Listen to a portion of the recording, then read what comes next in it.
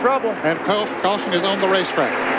Caution is out for the third time today, so Mark Martin does get somewhat of a break, and it could be because of the number 49 car of Stanley Smith. He's going very slowly down the backstretch. Well, a tough break for the American Batteries Chevrolet, who had such a good qualifying effort and a very good run going here today. Here's the car missing as it goes down the backstretch, so obviously the motor is going sour on that car. Let's take a look at our Western Auto Race recap. Sterling Marlin led 55 of the 115 laps. 2 cautions for 9 laps. We're in our third. 24 cars on the lead lap and 6 leaders, 15 lead changes. Average speed down now to 172.89 miles an hour. That's about 20 miles an hour under what it was earlier. They're the drivers that have led the race and picked up 5 NASCAR Winston Cup bonus points, including the pole sitter Ernie Irvan. Those that have dropped out of the race, mostly for mechanical problems, Charlie Glotzback in car number 90 has been our only accident victim as he hit the wall coming out of turn number 2, but is okay.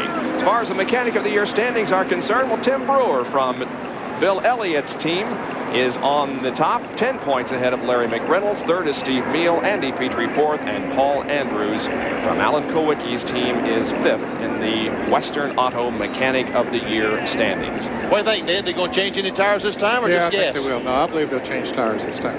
Well, are they going to pit? Well, it might not, because you know, they can make it on one more fuel stop if they run all the fuel out that's in their tanks, but they're going to come in. They're going to get some tires.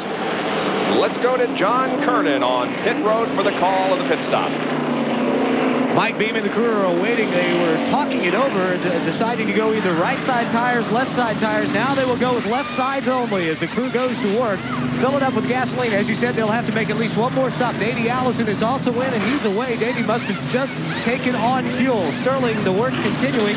Now he has finished it down pit road. Let's go down further to pit road, and Mark Martin's pit and Jerry Potts.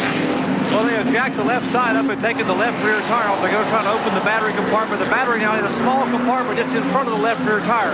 Apparently what has happened here in the Valvoline Ford is that the alternator has quit working. Normally the gauge, as we have a tire rolling loose on pit road, a lot of activity down here, a flurry of activity.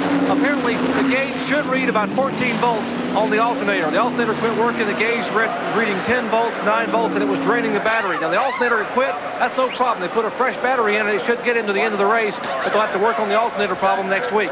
But obviously costing some time. It could have been a lot worse for Mark Martin had the caution not come out. They were waiting to get a caution and not lose a lap. Now they are sitting in the pits. The old battery is out. Steve Meal working in the left rear wheel well, trying to get the new battery in, getting the plate put back, getting it taped in position, the cables on, and Mark Martin just might survive without losing a lap as the pace car now in turn 3. They are almost finished putting the battery in the car, and the Valvoline team, a winner just 1 week ago, may catch a break here at Talladega. Bob?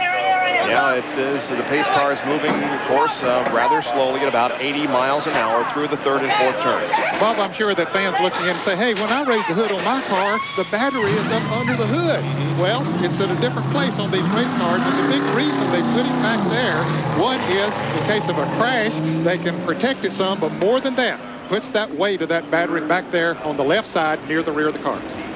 Still under caution at Talladega, Alabama in the Winston 500. You're watching live coverage here on ESPN. Back right after this.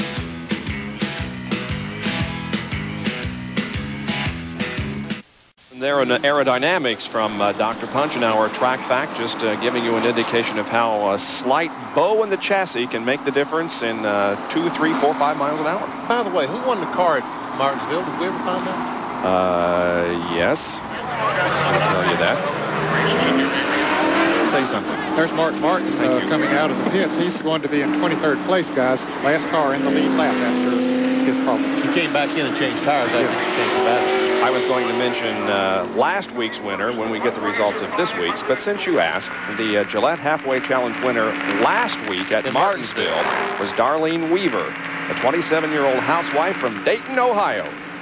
Right, Darlene. Way to go. We'll have today's winner hopefully in a few laps. The crowd rises to its feet.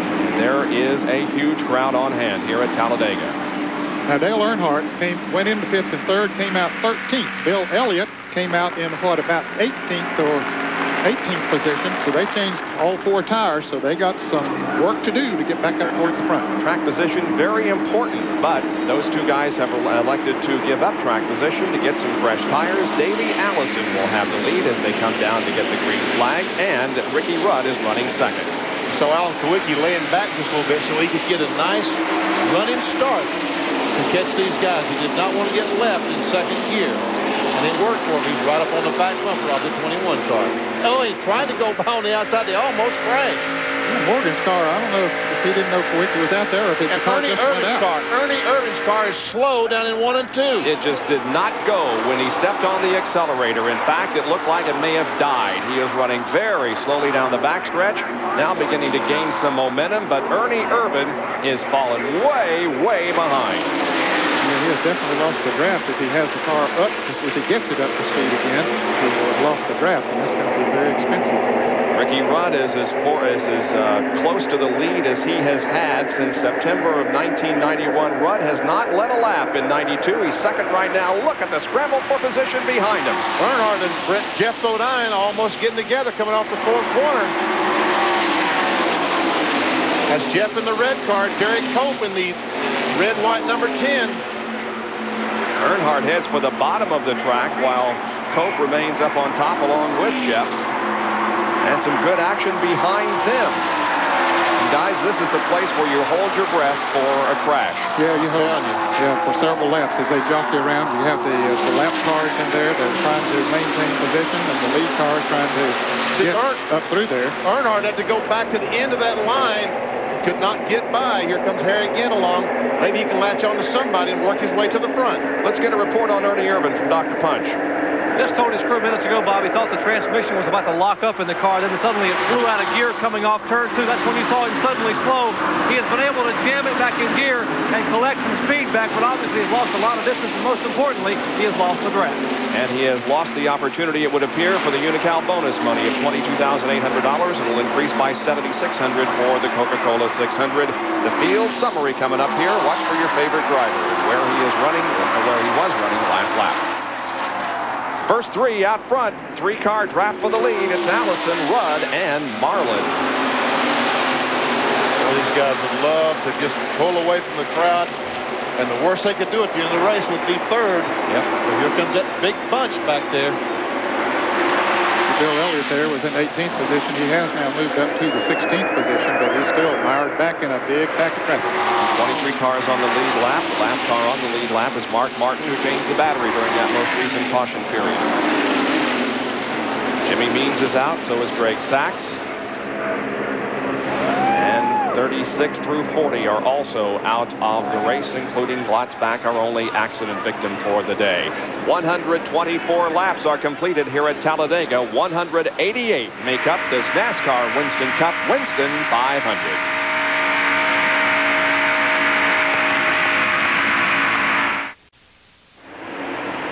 Back at Talladega, Alabama, here's how things stand right now. Davey Allison, Ricky Rudd, and Sterling Marlin are in the lead draft, 1st, 2nd, and 3rd. Then here's 4, 5, 6, 7, and 8 running together, led by Earnhardt. Then comes Kawicki. There's Bill Elliott.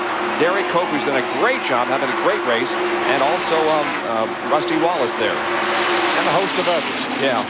Bill Elliott's caught down on the inside there once again. Can't find the hole to get back up in there. Gordon Shepard wouldn't let him in there. Remember a song by the Sensations, Benny, back in the 60s called Let Me In, Wee Oo? That's what Bill is singing right now. Yeah, I remember the song.